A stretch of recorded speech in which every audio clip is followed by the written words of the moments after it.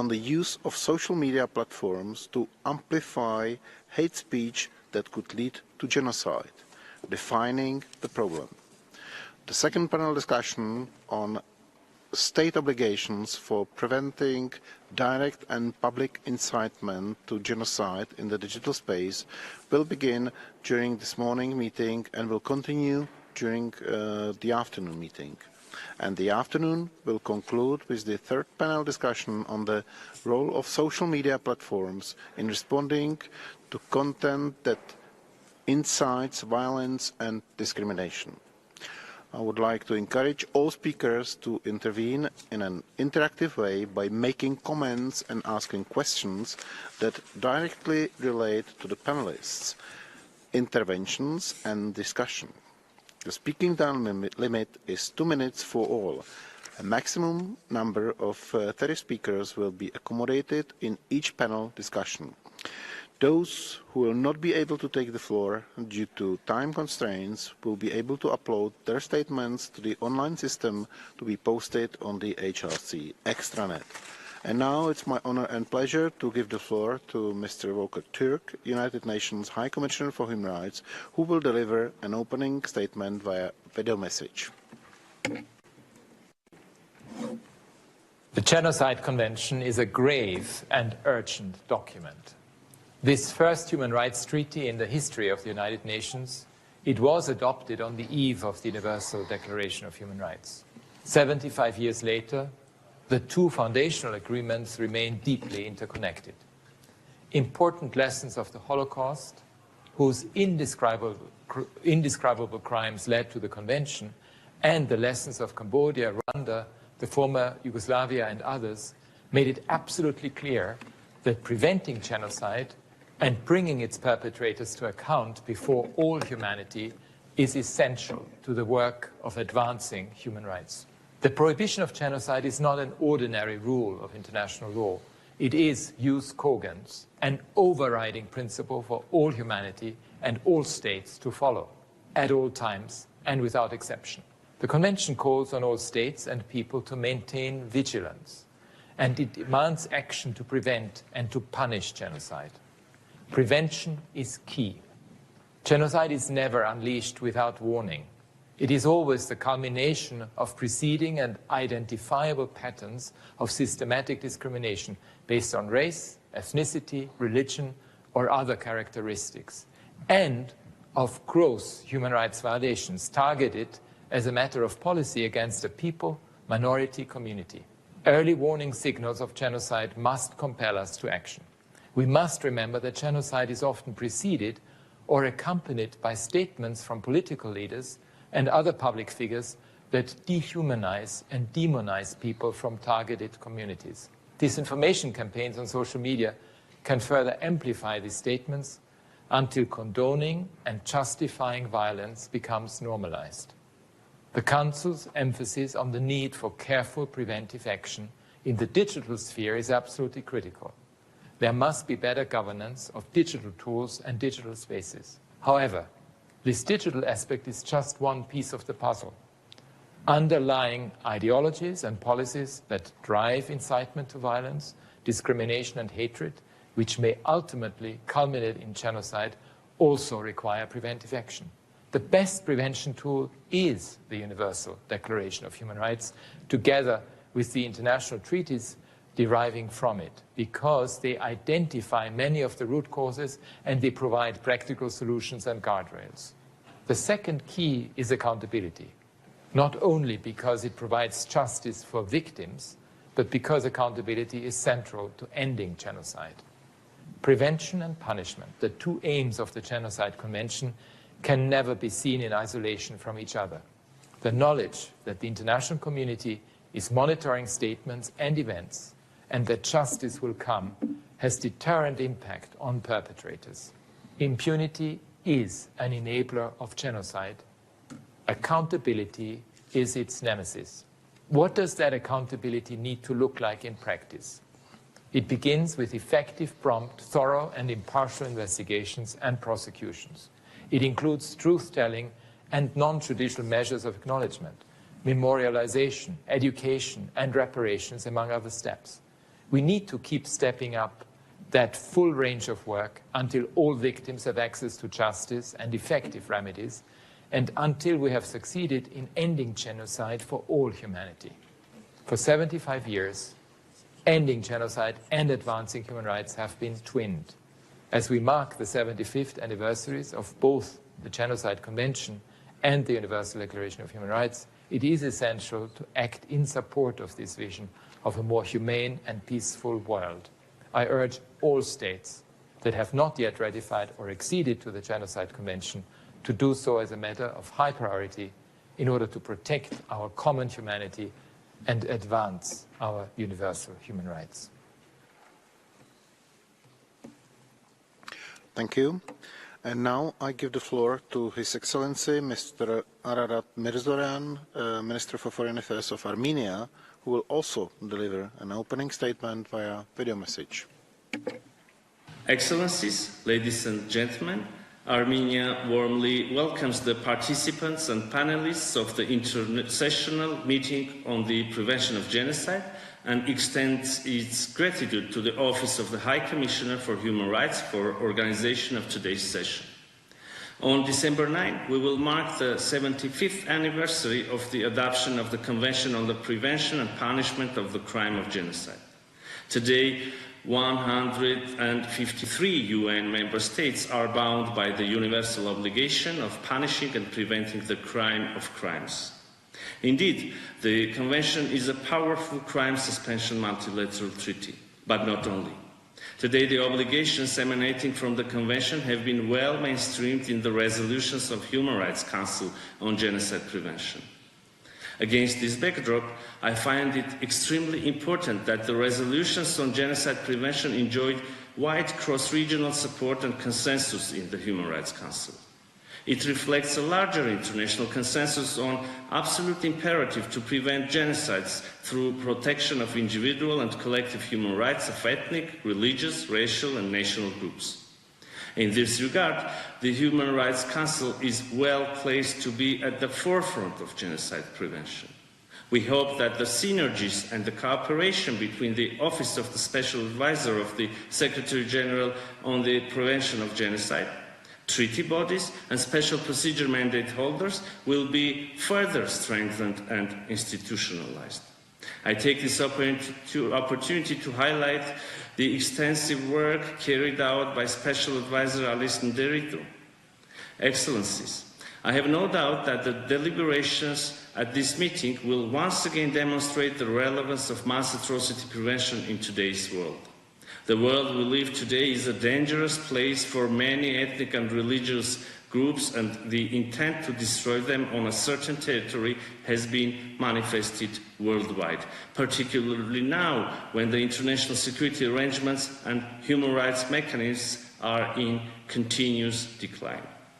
The very idea of eliminating right holders as the medium of resolving conflicts has never been so appealing for perpetrators of crimes as it is today. The conflict situations provide ample environment for perpetrators who, under the guise of another party to the conflict, claim from the international community a treatment equal to one that should be extended to the victims. Disparity of force has always been a constant feature of genocide. And by saying force, I did not exclusively refer to military advantage of perpetrators, but their ability to use new technologies in disinformation and misinformation in order to dehumanize victims, prepare grounds for deadly actions with their subsequent justification. 1 year ago, the 4th Global Forum Against the Crime of Genocide, organized in Yerevan, considered the role of new technologies in genocide prevention both from positive and negative angles. The Yerevan Declaration, adopted during the forum, acknowledged that spread of disinformation and misinformation, particularly on social media platforms, can serve as a new propaganda tool to mislead and spread racism, intolerance, xenophobia, negative stereotyping and stigmatization, to violate and abuse human rights and dehumanize groups on the basis of identity. Dear friends, the perpetration of mass atrocities, including genocides, continues to take a considerable time in all its phases. As a matter of fact, the collective punishment of targeted groups takes different forms and manifestations, evolving incrementally in its gravity, including through violations of international human rights and international humanitarian laws, disruptions of critical infrastructure, siege and massive violence. Needless to say that many mass atrocities could have been prevented once early warning signals were identified during those phases. Collective failure should not be a justification for individual inaction for each and every UN member state. Another important dimension of international responsibility is an international protection of victims, including those forcibly displaced. 2 months ago, the Republic of Armenia provided shelter and means of subsistence to more than 100,000 refugees, the entire population of Nagorno-Karabakh uprooted from its ancestral homeland. Support of international community is essential in providing international protection for these victims of ethnic cleansing. Excellencies, decades ago, when Armenia assumed responsibility in mainstreaming human rights into genocide prevention, we were driven by our moral duty towards past. Today, we see that it is not merely about the past. Rather, our joint efforts are aimed at present and future of humanity free of hatred, racism, xenophobia and intolerance leading to mass atrocity crimes. Despite all setbacks of international human rights and security system, we will continue to actively engage in Human Rights Council and other multilateral platforms for further elaboration of tools and mechanisms for preventing genocides and other mass atrocities. I thank again the OHCHR and High Commissioner Volker Turk for organization of the meeting and wish every success to panelists and participants. Thank you. I thank you. And now I wish to warmly welcome Ms. Alice Vairimun-Deritu, Special Advisor to the Secretary General on the Prevention of Genocide, who is here with us to deliver her opening statement. Madam, you have the floor. Mr. President, Excellencies, ladies and gentlemen, I'm honored to address the Human Rights Council at this intersessional meeting to mark the 75th anniversary of the Convention on the Prevention and Punishment of the Crime of Genocide, with a particular focus on the role of new technologies, social media in particular, in the spread of hate speech and incitement to violence that could lead to genocide and related atrocity crimes. This meeting is exceedingly timely as we're just a few days away from the commemoration of the 75th anniversary of the Genocide Convention and the International Day of Commemoration and Dignity of the Victims of the Crime of Genocide and of the Prevention of this crime that we will mark on 8th December through a high-level event at UN headquarters in New York. This will be the culmination of several months of dialogue and engagement that my office has undertaken throughout the year to mark this important occasion. The theme for this year's commemoration is A Living Force in World Society, the legacy of the 1948 Convention on the Prevention and Punishment of the Crime of Genocide. A living force is what Raphael Lemkin, the Polish lawyer who created the name genocide, had hoped and voiced that the convention could become. The Genocide Convention was the first human rights treaty adopted by the General Assembly only 3 years after its creation on 9th December 1948. One day before the adoption, this happened one day before the adoption of the Universal Declaration of Human Rights on the 10th of December 1948, which the UN is also commemorating this year. I would like to begin by extending my deepest gratitude to Armenia for their role in the adoption of the GA resolution establishing the International Day commemorating the Day of Victims of Genocide, and also for the regular resolutions to the Human Rights Council supporting the prevention of genocide. I would also like to appreciate all member states for the consensus on these resolutions. The Genocide Convention codified in international law the crime of genocide and created a dual obligation to prevent and punish this heinous crime. The Convention in its 75 years has provided the framework and impetus for several international, regional and national actions, in particular on accountability for the crime of genocide. The crime of genocide as defined in the Convention was utilized in the statutes of the International Criminal Tribunals for Rwanda and also the International Criminal Tribunal for the former Yugoslavia. And it allowed for the prosecution of the genocides that happened against the Tutsi in Rwanda and in Srebrenica in Bosnia-Herzegovina. This same definition is now part of the jurisdiction of the International Criminal Court.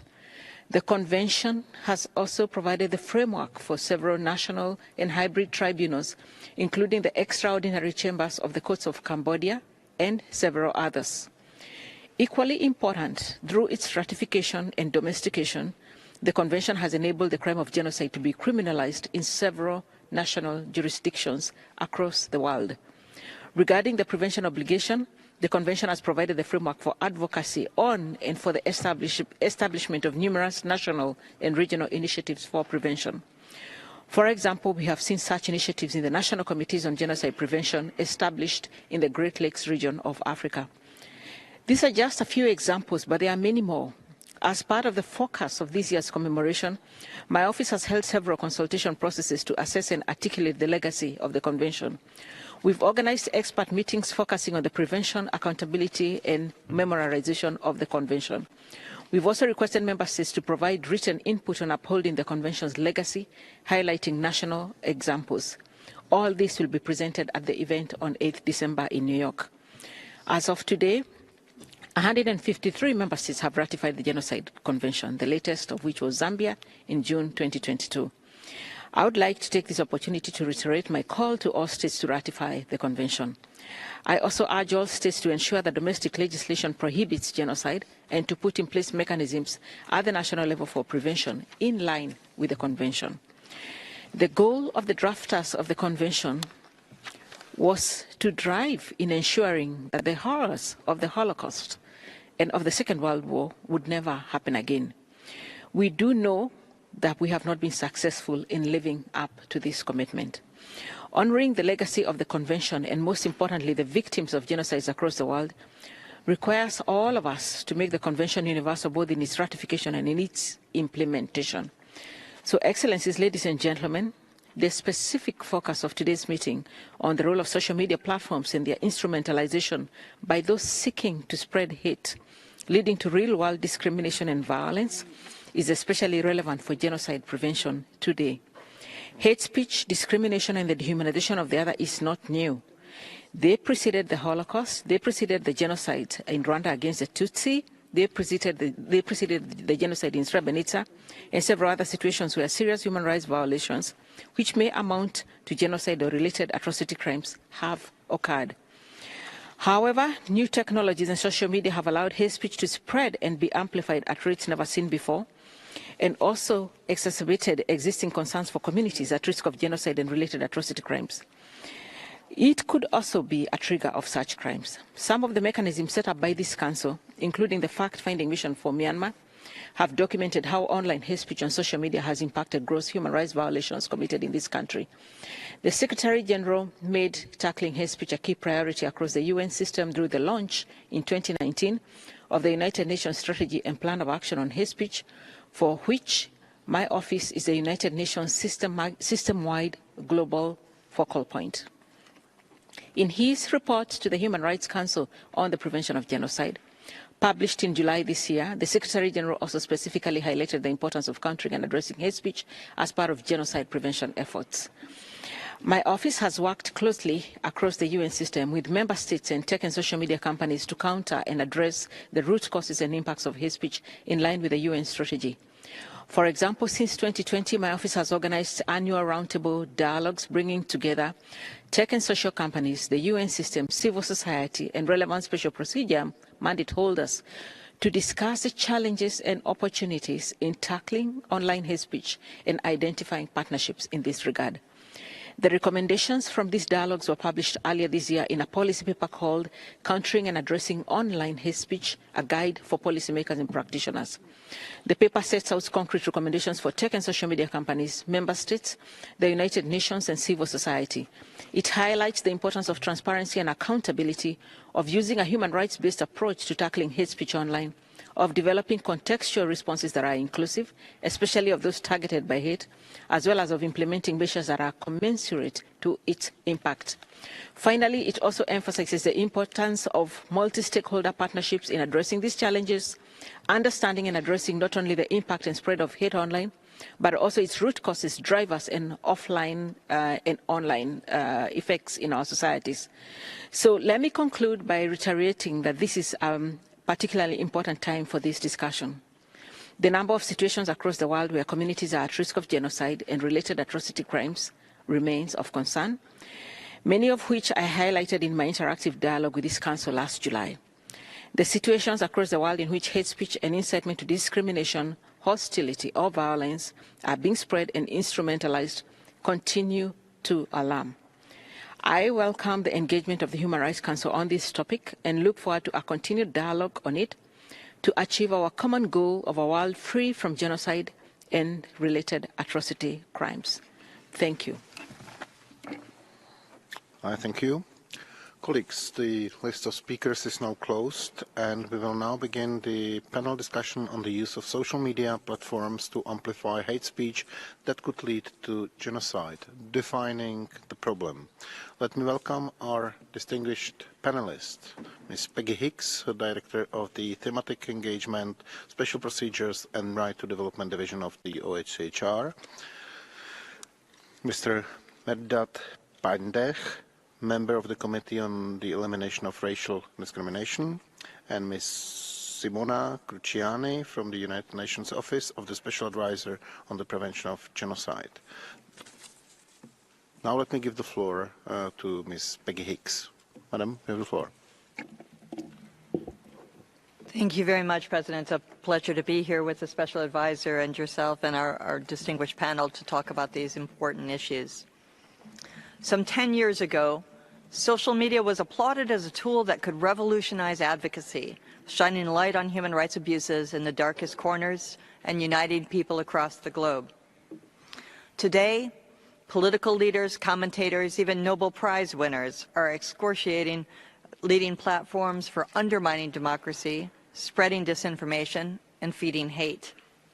Rarely has a technological development gone from being heralded to hated in so short a time.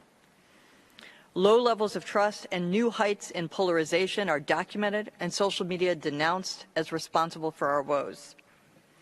In this panel, our task is to define the problem relating to the platform's role in spreading hate speech that could lead to genocide.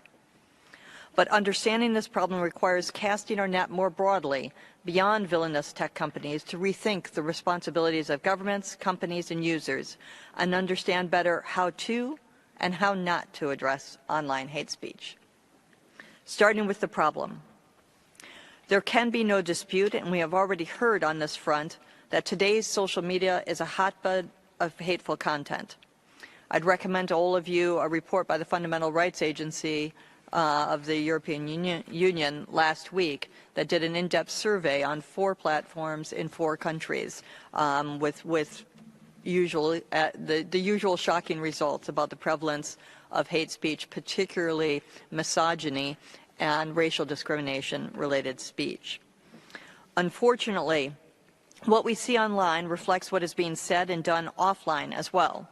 Traditional media spreads conspiracy theories and hate as well, and we see a rise in hate crimes of all varieties. If social media just reflects the world around us, why so much focus on the platforms? The attention is well-deserved and can be summarized in 2 words: reach and speed. When we talk about reach, we're talking about the fact that social media allows even local content to have global impact. Social media platforms are a key distribution tool for traditional media content as well. And on speed, we recognize that the metabolism of social media content creates new, extremely difficult challenges. Thousands of clicks can occur in minutes, and within each, the possibility for redistribution and spread. So it's essential for us to address online hate speech. But how do we go about doing it? In talking about the solutions, we need to start by recognizing that there are no simple answers, and there also is not just one responsible party here. Looking at the answers piece. We have in place some very important tools to address hate speech online. The Rabat Plan of Action and its 6-part test is in use by governments and companies across the globe in helping us to look at when incitement to discrimination, hostility, or violence, what we're referring to as hate speech, is occurring. Yet we all know that hate speech is contextual, coded, and difficult to moderate online. I've seen examples where seasoned lawyers have been presented with the challenges that content moderators face on a day-to-day basis, and they've all come up with different answers to a series of questions on content moderation issues around hate speech. It requires time, contextual understanding, and language skills to make the right decisions in moderating content on relating to hate speech. Some of these questions as well do not have easy answers, and we have to recognize that. An example of this that I've seen talked a lot about are statements in the form of death to so-and-so. Now, we'd usually think of anybody calling for death to someone as the type of thing that definitely needs to be taken offline. But in some contextual contexts, that phrase is used in a way that is pejorative. It's descriptive rather than actual. And then you run into a question of whether or not it falls within the category of restricted speech or not. That's just an example of some of the challenges that we face.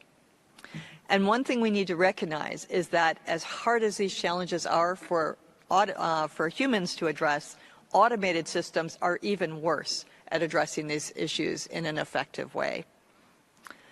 The second thing we need to recognize, though, in talking about the challenges of addressing hate speech online is that we cannot allow ourselves to be drawn into false trade-offs, as some would do, arguing that we cannot both protect freedom of expression and effectively address hate speech. What we know is, in fact, that emphasizing both of those values, both the need to address incitement to discrimination, hostility, or violence, and the need to protect freedom of expression, is the most effective way for us to create a trusted and safe environment online. One key element of this is my third point, which is that we have to move beyond a binary approach that focuses simply on taking up or leaving down content as the issue. We know that, in fact, focusing on takedown of content is a way that is a path that can actually exacerbate the problem. Evidence shows that more restrictions and suppression tend to increase mistrust in institutions and increase the scope for abuse and polarization.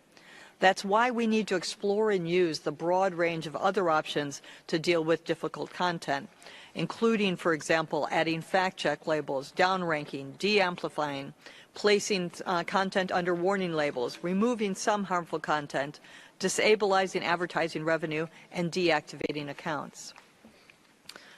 Yet at the same time that we look at these difficult approaches and need for a broad range of solutions, we need to recognize as well, as I said, that not just one party is responsible for the online hate speech that we see and for addressing it. We need to look not only at companies but also at governments and users. Starting first, though, with companies, what do we expect from them? The first point I need to make here is that we have to differentiate between companies. They are not all the same, as much as we would like to group them together under the label of social media platforms. There are huge differences, for example, between moderating video content and speech content directly. Platforms like YouTube often escape some of the scrutiny that we see for other platforms like Twitter or Facebook because it is that much more difficult to moderate video content. It's also the case that within that spectrum, there are companies that have online transparency reports and have published their content moderation companies, and there are companies that have said explicitly that they do not want to moderate content and will not do so in accordance with international standards. So we can't treat all social media companies as if they're addressing these problems in the same way. Within that spectrum, our goal is to incentivize those who are taking measures to address hate speech and to make them want to do more, not less. That means that we need to make sure that whenever we are highlighting those who are publishing the transparency reports, which of course show flaws, that we're also at the same time recognizing the steps that they are taking to improve these practices, while recognizing the companies that I said that are doing nothing at all, or in fact even pushing back on the need for some of this content moderation. The second point regarding the companies is the need to emphasize greater transparency on the platforms. This applies to multiple layers. They need, as I said, to be transparent about what they are doing about online content. That means transparent policies as to how they intend to address hate speech. Some of them have, as I said, explicitly brought in the Rabat 6-part test. We've seen work done on this, for example, by both Meta and TikTok. At the same time, the data that we need from the companies is simply not available to be able to understand and address the problems of hate speech online in the way that we'd like to. We need API access for researchers to be able to figure out what is happening on the platforms and how best to address it. And in fact, we've seen a move in the opposite direction since Twitter moved to become X. They had originally been very helpful in this area and have now moved back, and other companies are following suit. We need that data to be able to address this problem better, and it's something that can be regulated. At the same time, the transparency reports that I've mentioned are helpful, but they're not enough. We need real-time information on current challenges and responses. Issues don't wait until a company could go back in and send us a report, 6, 10, 12 months after the abuses have occurred. We need to understand and get access to that data in real time. Third, and most importantly, I think, we need to stress that the companies need to do better in specifically addressing contextual and language-specific responses. We know that there is an immense disparity of resources donated by the companies to English language environments, for example, versus other environments, something that was well documented with regards to Meta, for example, but it's true across the platforms in general. We need again, to incentivize greater spending, greater investment, so that they have the resources available to do better. An example of this was, again, Meta, one of the companies that has actually addressed some of these issues. For example, when they were confronted by some of the concerns about their approach to the Israel-Palestine issues that arose in 2021, they commissioned a review by Business Social Responsibility on how they had done. And one of the findings of that review is a very important one, and I think it's important to look at it both in the context of what happened then, what's happening now, but also remember it's the company that actually commissioned somebody to look at this issue.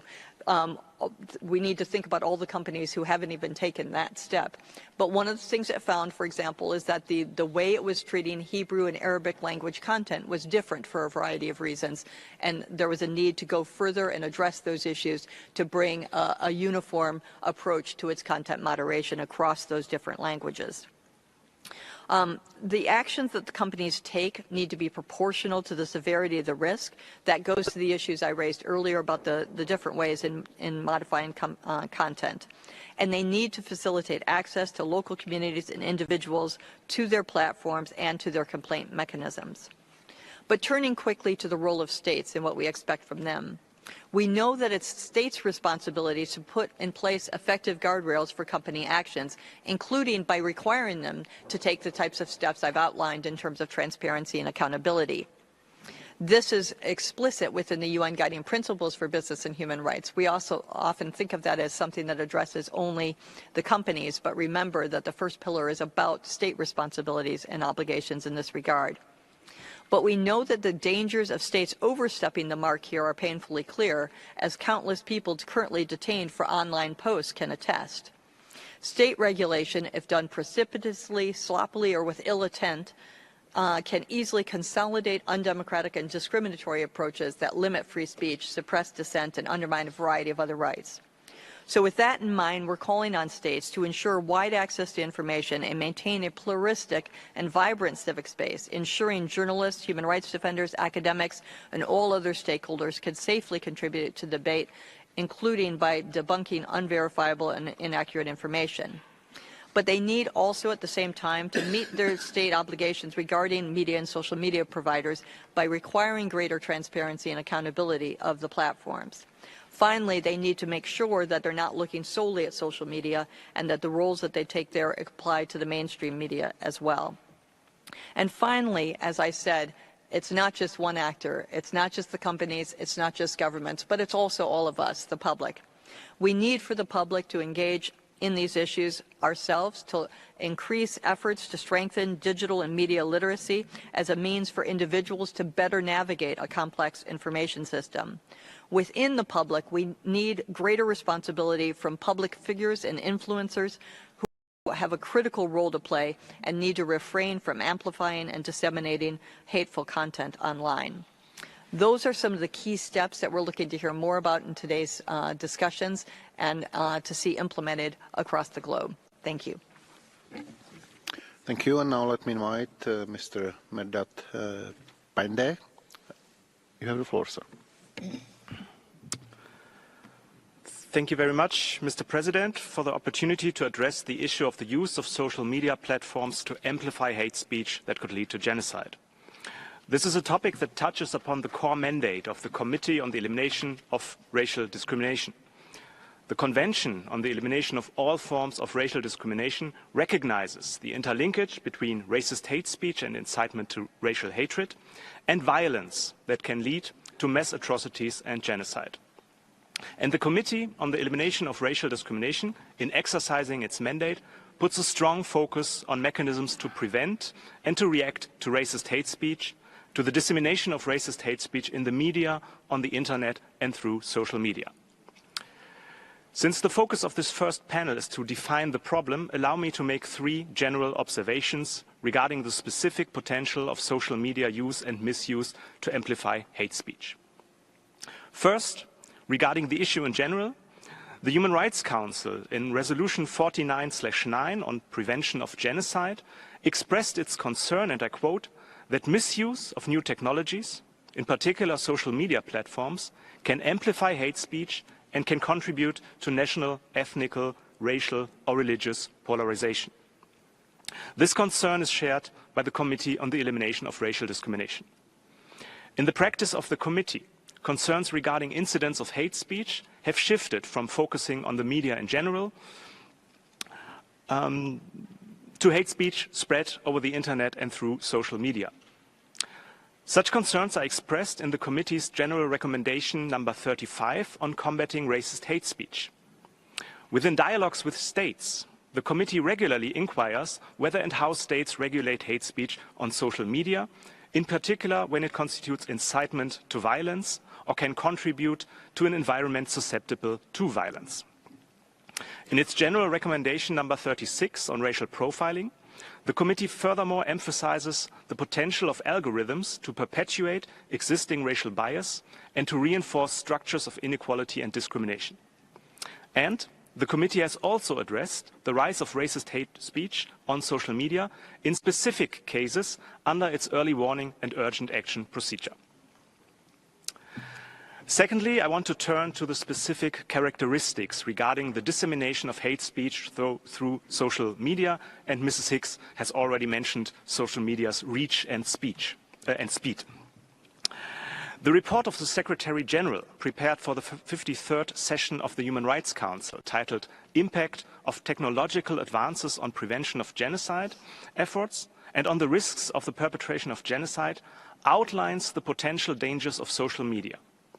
It highlights in particular the use of social media platforms as echo chambers for hate speech and incitement, as well as the amplifying role of algorithms in this regard, which can incentivize divisive, misleading, hateful and violent content. These characteristics of social media lead to a potential diffusion of responsibility which becomes apparent when compared to traditional media. The spread of hate speech over traditional media raises the question of the responsibility of the person uttering the speech act, the media company broadcasting it, and the state authority failing to regulate or to react properly. With social media, the question of responsibility becomes more complicated. Hate speech is oftentimes disseminated by anonymous or fake accounts. The negative impact of the spread of hate speech over social media follows from the interplay of a variety of actors and multipliers. The persons or institutions behind hate speech campaigns can be hard to identify, and again, Mrs. Hicks has also mentioned this challenge. And while artificial intelligence algorithms play an important role in personalizing and amplifying information, the focus on algorithms should not lead to the misconception that the regulation of hate speech on social media is primarily a technological challenge. It is the decision and therefore the responsibility of individuals and of institutions to utter hate speech, to further disseminate it, and to allow for algorithms to amplify the negative consequences of hate speech. These characteristics of social media need to be reflected in the obligations to prevent genocide, which will be addressed in the second panel today. Thirdly, both the Human Rights Council as well as the Secretary General also highlight the positive sides of social media. According to the Secretary General, digital technologies are meant to offer new ways for people to exercise their rights and freedoms. The Human Rights Council held, and I quote, that the presence of an organized, knowledgeable, strong and representative civil society and of free, diverse and independent media able to operate freely would significantly reduce the risk of genocide. I would like to highlight two words in the statement of the Human Rights Council: the requirement of a representative civil society, as well as the positive impact of a diverse media. Building on the practice and experience of the Committee on the Elimination of Racial Discrimination, a significant challenge becomes apparent. Marginalized racial or ethnic minorities oftentimes are not adequately represented in the media and face challenges in presenting their perspectives and experiences. And while social media might provide a space for marginalized communities to make their voices heard, the general mechanisms of exclusion and marginalization that are at work in cases of structural discrimination and of institutional racism also apply in the digitalized world and to social media. Artificial intelligence algorithms may even amplify patterns of exclusion and of marginalization. Strengthening the civic space of marginalized communities in the real world, enhancing their representation in the media, and guaranteeing their equal access to social and political contexts can therefore also contribute to their ability to effectively counter negative stereotypes and misleading narratives on social media. I thank you very much.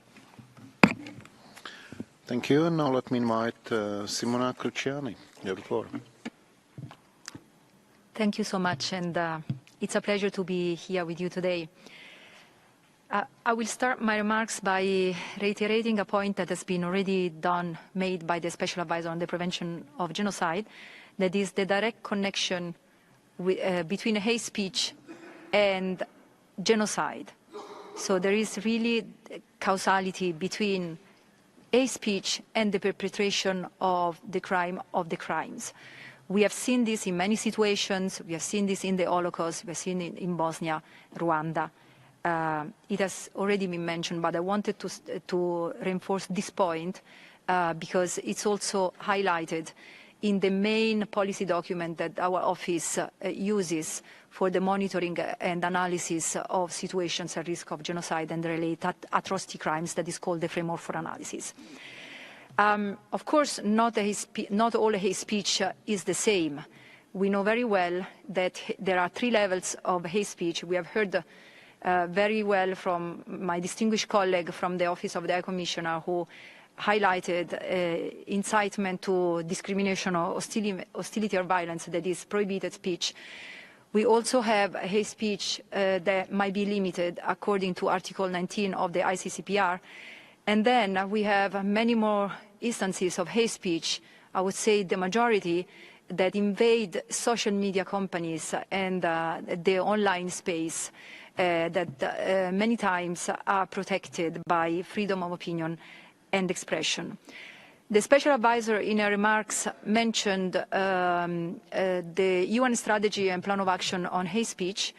That is the main UN document that inspired the work of the United Nations to tackle the last form of hate speech that I mentioned, this huge quantity of hate speech that at times might be protected speech, but despite that might still be very dangerous because it might escalate into more dangerous forms of hate speech and even prohibited speech, and can lead to violence offline, but also genocide and atrocity crimes. Now, the strategy of the Secretary General gives a definition to these forms of hate speech that is a working level definition, is not a legal one. And I just wanted to remind us all of how we define hate speech in the United Nations. We define it as any kind of communication in speech, writing or behavior that attacks or uses pejorative or discriminatory language with reference to a person or a group on the basis of who they are, based on their religion, ethnicity, nationality, race, color, descent, gender, or other forms of identity. This is often rooted in and generates intolerance and hatred, and in certain contexts can be demeaning and divisive. So, as I say, this is the main focus of the strategy of the Secretary General and the main focus of the work of my office in tackling these forms of hate speech in collaboration with the rest of the United Nations system and through the work of the UN Working Group on hate speech that we chair. Today, I would like to focus on a specific form of hate speech that is genocide denial. Genocide denial, at our office, we consider it as an indicator of the risk of future genocides. And in this context, I would like to mention a policy paper that my office issued at the beginning of 2023 that is called Combating Holocaust and Genocide Denial, Protecting Survivors, Preserving Memory, and Promoting Prevention. So it's available online, it's public, and we encourage you to consult it. Genocide denial is often tied to hate speech, specifically when the aim is to target individuals or groups based on specific identity factors. When it reaches the threshold of incitement speech, it's prohibited under international law. And here I would like to quote the Special Advisor on the Prevention of Genocide, who said that genocide denial turns perpetrators and war criminals into heroes and heroines. It sows fear, mistrust and hate. It divides people, communities and states. It does not allow for healing and empathy. It also undermines the judicial decisions that have been made and therefore undermines justice. This is to the contrary of what societies which have experienced conflict and have a legacy of atrocity crimes require. It is unacceptable and must be condemned. Now, when we go back to the policy paper that I just mentioned, it has a lot of recommendations to different stakeholders on how to tackle genocide denial.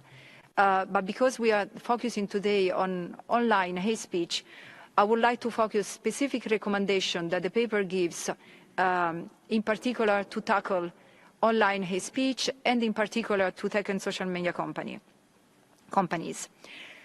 So the paper calls for increased investment in education, calling UN actors, civil society, social media companies, and online platforms to develop proactive strategies to advance education about genocide and related atrocity crimes and about the dangers of denial and distortion online. A particular focus should be directed to identifying effective strategies for influencing youth through online campaigns. Second, it calls for stopping amplifications. UN actors should remind social media companies of their responsibility to refrain from amplifying genocide denial and distortion that can incite hatred against communities that have experienced genocide and other atrocity crimes. It also calls, number 3, for adoption of the UN definition on hate speech. Social media companies and online platforms should be encouraged to adopt the definitions of hate speech and adapt of the United Nations and adapt community standards to more comprehensively recognize that denial and distortion of the genocide and related atrocity crimes can cause re-victimization, repeat historical patterns, patterns of discrimination and negative stereotypes and incite hostility and violence. It calls for implement mitigation measures. It says that social media companies should be encouraged to take affirmative efforts to mitigate the impact of genocide denial and distortion through varying forms of content moderation, including but not limited to content removal. They should also ensure that their algorithms do not promote or direct users to content that constitutes denial or distortions of genocide and other atrocity crimes and glorification of stakeholders, including civil society organizations and representatives of communities that have experienced atrocity crimes, to ensure that appropriate context-specific moderation efforts are being undertaken to address online hate speech, including Holocaust and genocide denial and distortion, in a timely manner. Now, all these recommendations call for, of course, increasing partnership between the United Nations and various relevant stakeholders.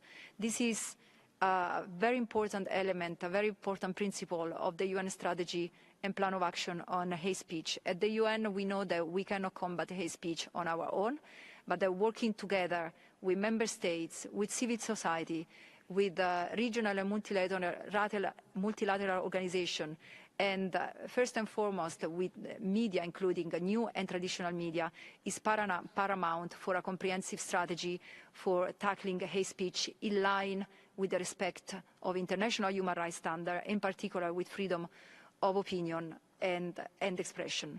I will stop here. Thank you. Thank you, and many thanks to all of the panelists for their introduction. Now, colleagues, we will start with the first segment of the list of speakers. The rule is known. 2 minutes is the speaking time limit, and the first speaker on my list is Pakistan, speaking on behalf of the OIC. Pakistan, you have the floor. Thank you, Mr. Chair.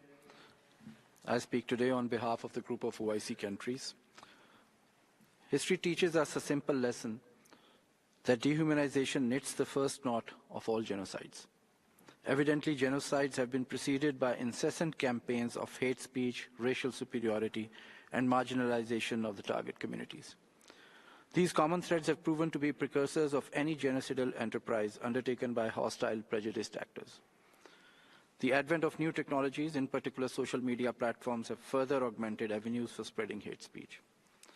Mr. Chair, Resolution 49/9 also stipulates the need to prevent genocide at all levels. We agree that it is the responsibility of each individual state to protect its population from genocide. However, it is most unfortunate when states themselves embark on the process of dehumanization and become purveyors of hatred, racial discrimination, and such genocidal acts. Mr. Chair, if this all seems eerily relevant, it is because these ominous indicators have been glaringly visible in the latest aggression against the besieged Palestinian people in both Gaza and the West Bank. This dehumanization campaign has been called out by CERD in its early warning. It has also called for investigation and accountability of these actions.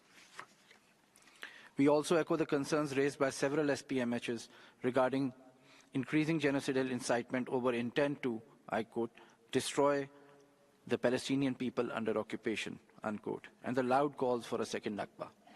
Concerns were raised by several SPMHs regarding increased risk of genocide in occupied Palestinian territories. We agree with this observation. We believe that sufficient grounds exist to assess the nature of the crimes committed by Israel and to determine the intent to destroy Palestinian identity and existence in whole or in part.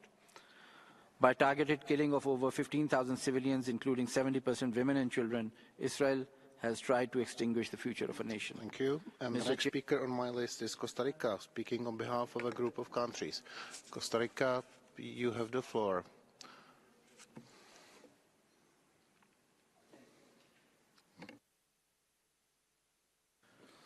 Thank you, Mr. President. I have the honor to deliver this statement on behalf of members of the group of Friends of the Responsibility to Protect. The use of hate speech and incitement can lay the foundations for violence against protect groups, and as such is an important early warning sign of genocide. While the propagation of hate speech has taken many forms throughout history, including anti-Semitic newspaper during the Holocaust, of the use of inflammatory radio broadcasts during the 1994 genocides against the Tutsi in Rwanda, it has become increasingly common at all major social media platforms. Because social media is privately owned and regulated, often without due respect for human rights, the task of monitoring hate speech and protecting against incitement is complicated, as it was mentioned. Social media companies and governments should work together in a manner that complies with international human rights law to prevent hate speech from being propagated on networks that operate in their country. The UN Plan of Action and Strategy on Hate Speech provides strong recommendations in this regard, as do a number of special procedures. Social media and digital platforms can also play a crucial role in the prevention of atrocity and other conflict-related crimes, as they can encourage inclusive public discourse, facilitate and inform humanitarian responses, and provide early warning of potential atrocities and violent conflict. Open source intelligence gathering holds great potential to expose atrocities. Digital communications, in particular when end-to-end encrypted, can help human rights defenders sound the alarm. We would therefore like to ask today its esteemed panelists, what are concrete and effective steps the UN member states can take to harness the potential of social media as a tool for atrocity prevention to reduce the risk of its misuse for malign purposes? Thank you very much. For your statement. Colleagues, let me remind you about the speaking time limit of 2 minutes. And with this, let me invite the delegation of Iraq to take the floor.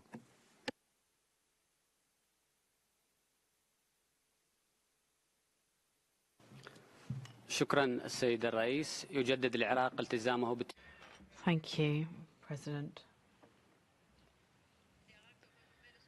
Iraq renews its expression of commitment to the Convention and repression of crimes of genocide. This is an odious scourge. President, systematic violations of human rights are one of the main causes of the crime of genocide, and the promotion of truth and justice and accountability are critical to prevent the commission of this crime. The social media plays a key role in the promotion of human rights, particularly freedom of expression and access to information and truth, and the condemnation of violations of human rights and the strengthening of the obligation of accountability. Disseminating information with incitement to violence or hatred exacerbates conflicts and can be an incitement to commit the crime of genocide. President, the issue of impartiality in social media has become a major change in the way in which news is spread, and this affects global opinion because the media has a key part to play in disseminating news regarding the siege on Gaza. And there has been a spike in incitement to violence. We've seen the violations committed by the occupying power, and human rights defenders have been caught up in this. Accounts have been deleted or have been distorted to convey messages of sympathy or to conceal crimes that have been committed. We need to see a collective effort to bolster international cooperation and a legal framework. Of America, please, 2 minutes. Thank you, Mr. President. As we mark the 75th anniversary of the Genocide Convention, it is a tragedy that the risk of genocide and other atrocities remains ever present. We must stay committed to ending ongoing genocides and to preventing genocide and other atrocities, especially as we continue to see risks rise across the world. In the words of President Biden, preventing future genocides remains both our moral duty and a matter of national and global importance.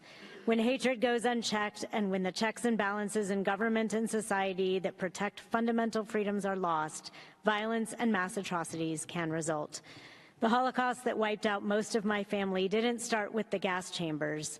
The genocides in Rwanda and Cambodia didn't start with mass killings. They started with discrimination, with hate speech, and with referring to certain people as less human. Dehumanizing hate speech has long been a marker of genocide risk. Rohingya were compared to fleas, to thorns, to an invasive species, just as Tutsis were compared to cockroaches and Jews to rats and parasites. Today, hate speech persists and can help foment identity-based violence.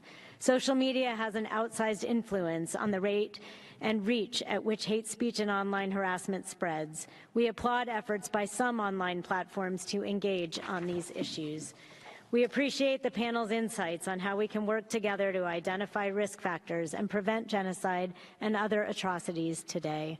With our European partners through the US-EU Trade and Technology Council, we are developing recommendations for online platforms to more effectively mitigate, prevent, and enable access to remedy for digital attacks targeting human rights defenders. Multilateral cooperation in this effort is vital, as no government mechanism, company, or organization can do it alone. So how do we prevent genocide? We start by promoting equality online and offline in our words and in our actions. I thank you. Thank you. And next on my list is Israel. This year marks the 75th anniversary of the Convention on the Prevention and Punishment of the Crime of Genocide, a convention that was born out of the ashes of the Holocaust when 6 million Jews were systematically exterminated by the Nazis and their collaborators. 75 years on, the Jewish people are still under attack, still enduring the brutality of anti-Semitism. On October 7th, Hamas terrorists infiltrated Israel and slaughtered Israelis for who they are. In just a few hours, 1,200 people lay dead. The Jewish people had been murdered, tortured, mutilated on a scale not witnessed since the darkest days of the Shoah. Hamas filmed their atrocities for the world to see. They used social media to spread fear and propaganda. They live-streamed their murder spree. They posted videos of their massacre, including on the personal accounts of their victims for their loved ones to see. The attacks by Hamas on October 7th were motivated by a genocidal ideology. Hamas and its supporters have encouraged the eradication of the Jewish people on social media for years. They have called for Israel's annihilation. They have spread conspiracy theories. They continue to engage in hate speech with near impunity. 75 years since the signing of the convention, anti-Semitic rhetoric and violence are on an alarming rise. According to the ADL, anti-Semitic threats surged by an alarming 488% on TikTok in the first 18 hours of October 7th. Before the bodies of the victims of October 7th were even cold, anti-Semitism exploded both offline and online. Many resorted to once again blame the Jews for their own massacre and look to protect and defend those who carried out their slaughter. Many more chose to remain silent and indifferent. Therefore, 75 years on, this generation of the Jewish people now understands how it was possible that the world stood aside during the Holocaust. The question then remains, have we learned anything in the past 75 years? Thank you. State of Palestine, please.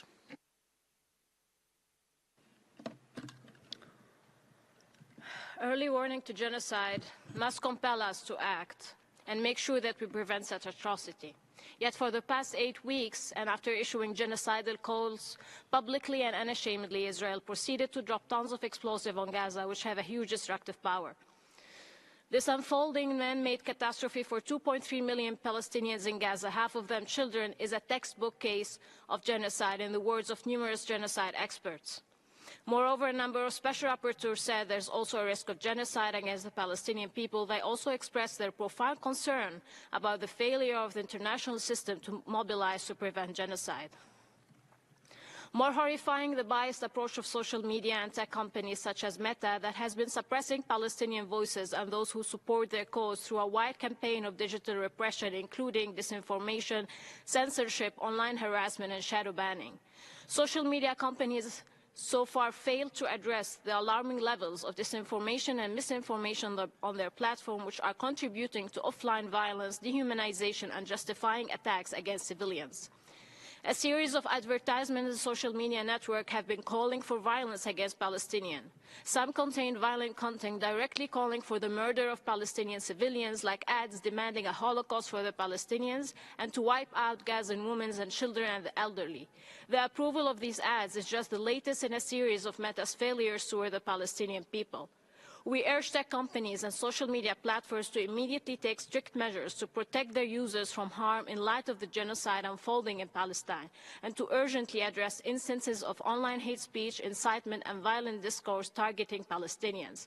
Social media companies must ensure the respect and protection of Palestinian voices on their platforms. This commitment will reinforce their mission to provide safe digital platforms that amplify the voices of truth and could be a platform to prevent atrocities and not encourage them. Thank you.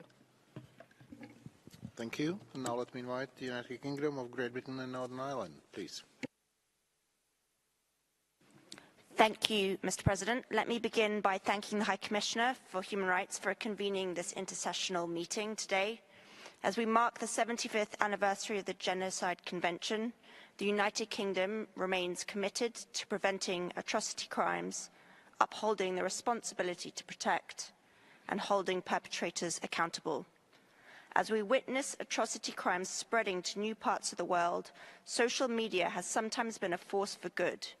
As the High Commissioner mentions in his latest report, the proliferation of social media content means that almost anyone, anywhere, can be a citizen journalist. By using open source intelligence techniques, organizations and individuals can corroborate and verify potential human rights violations and abuses. The United Kingdom has harnessed the potential of open source intelligence to verify and call out incidents in, for example, Sudan. However, social media too often plays a harmful role in exacerbating identity-based divisions and enabling perpetrators of atrocity crimes. It is a powerful vector for propaganda and disinformation. It can become an echo chamber for hate speech and incitement to violence, which sometimes translates into violence offline. We note efforts made by media companies to address these problems, and we call on them to strengthen this work. More must be done to remove harmful content quickly, counter misinformation, and implement mechanisms to preserve content securely for accountability purposes. In today's digital world, we must address the root causes and drivers of hate speech, as well as engaging with social media companies to do more. Panelists, how can member states leverage social media companies to harness their positive potential? Thank you. Thank you. Qatar is the next on my list. سيد الرئيس يضم وفد بلادي للبيان المقدم. Thank you, President. My delegation would like to echo the various technologies that have been rolled out in the IT sphere have bolstered rights, but have also opened the door to hate speech, inciting crime and various violations that can serve as a prelude for genocide inter alia.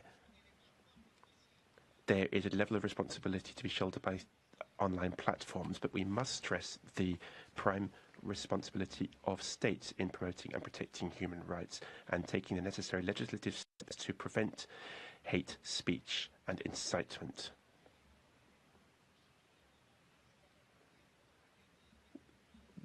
The crimes committed in places including Gaza are potential preludes to acts of genocide. We have heard statements by public personalities in Israel talking about wishing to wipe Palestinians from the face of the earth and launch a nuclear bomb in Gaza. This is clearly an incitement to genocide. It rides roughshod over international law and human values, with the legitimate right to defence being used to attempt to justify such acts. This cannot be the case.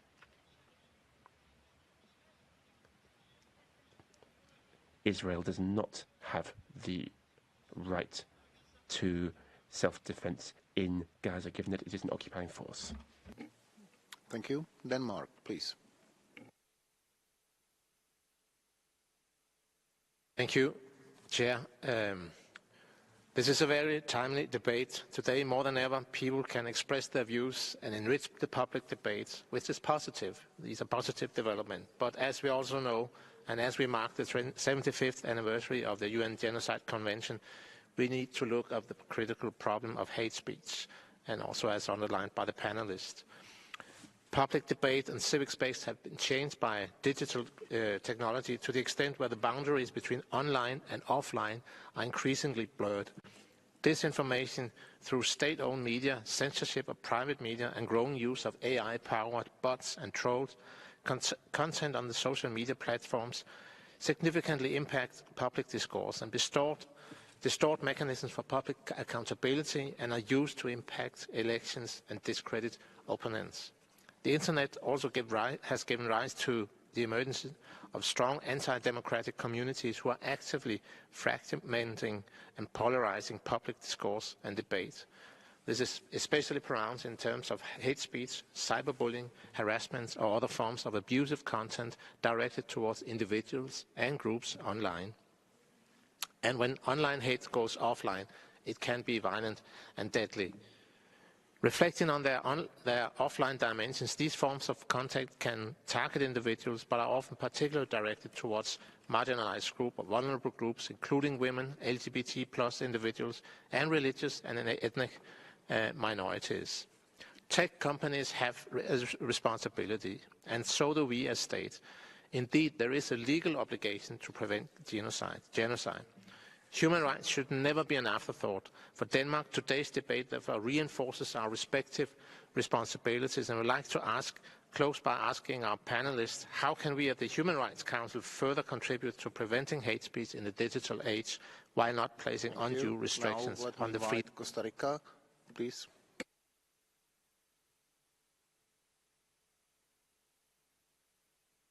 Muchas gracias, señor.